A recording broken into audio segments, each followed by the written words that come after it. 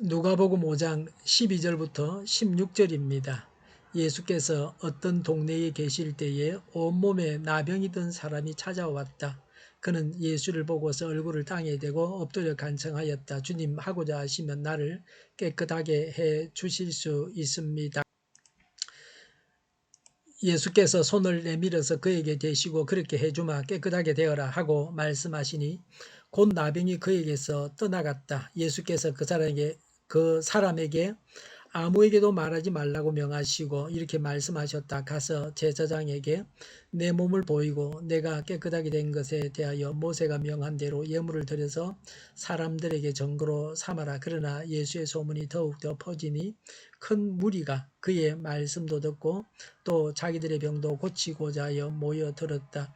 그러나 예수께서는 외딴 데로 물러가서 기도하셨다. 아멘. 12절에 예수께서 어떤 동네에 계실 때에 온몸에 나병이 든 사람이 찾아왔다. 그는 예수를 보고 얼굴을 땅에 대고 엎드려 간청하였다. 주님, 하고자 하시면 나를 깨끗하게 해 주실 수 있습니다. 라고 했습니다. 나병은 관주에 보니까 온갖 악성 피부병을 말한다. 그렇게 했습니다. 예수님의 전능을 믿었습니다. 예수님은 하실 수 있다고 믿었습니다. 나는 할 수 없지만 예수님은 하신다는 믿음이 있어야 합니다.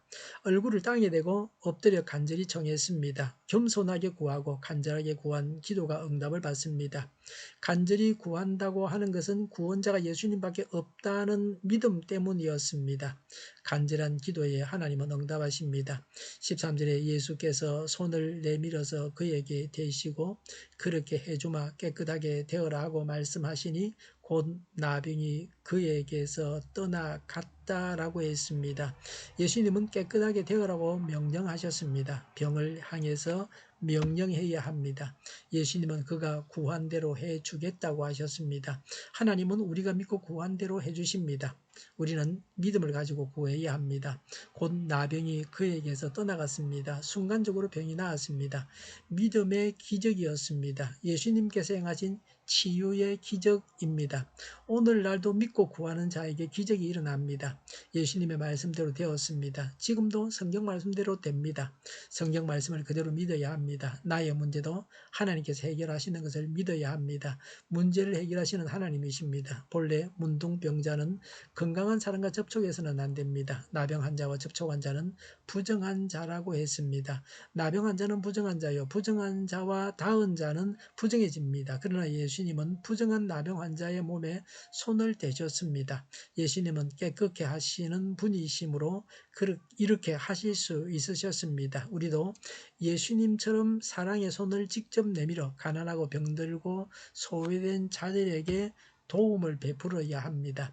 14절에 가서 제사장에게 내 몸을 보이고 내가 깨끗하게 된 것에 대하여 모세가 명령한 대로 예물을 드려서 사람들에게 증거로 삼아라고 했습니다.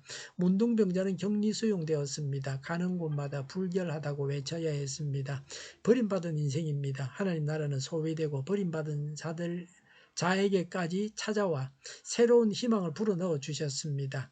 구약시대에는 나병에 걸린 자를 제사장에게 보여서 제사장이 나병 환자라는 것을 분별했습니다.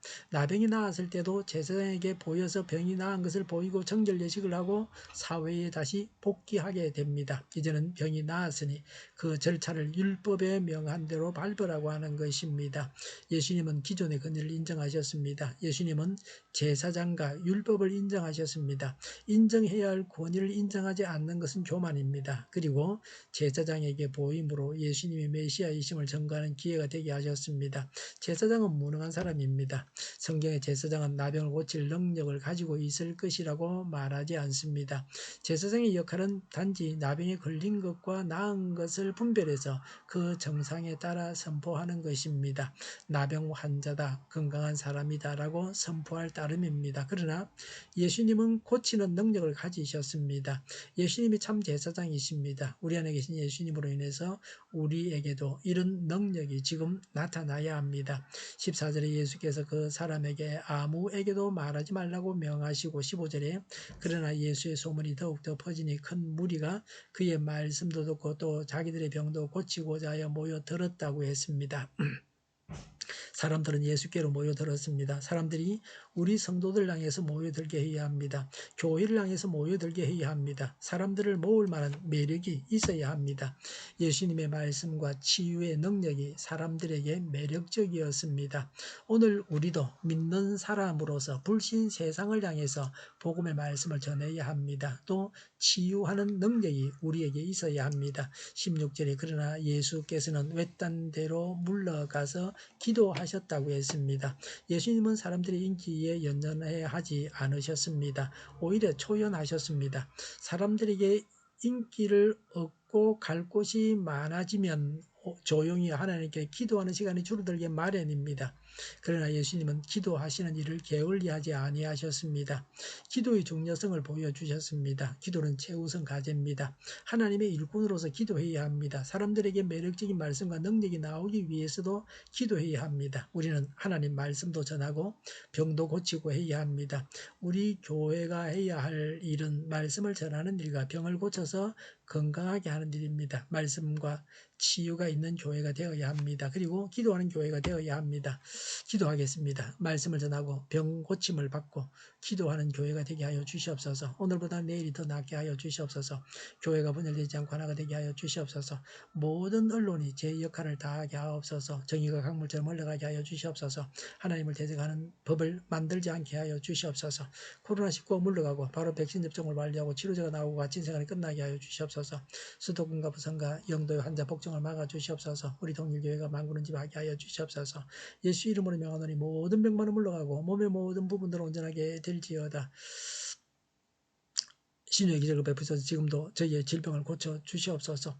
코로나19로 신음하는 모든 자들을 고치시고 온전케 하여 주시옵소서. 교회와 나라를 고치시고 잘못된 것을 제거해서 성결하게 하여 주시옵소서.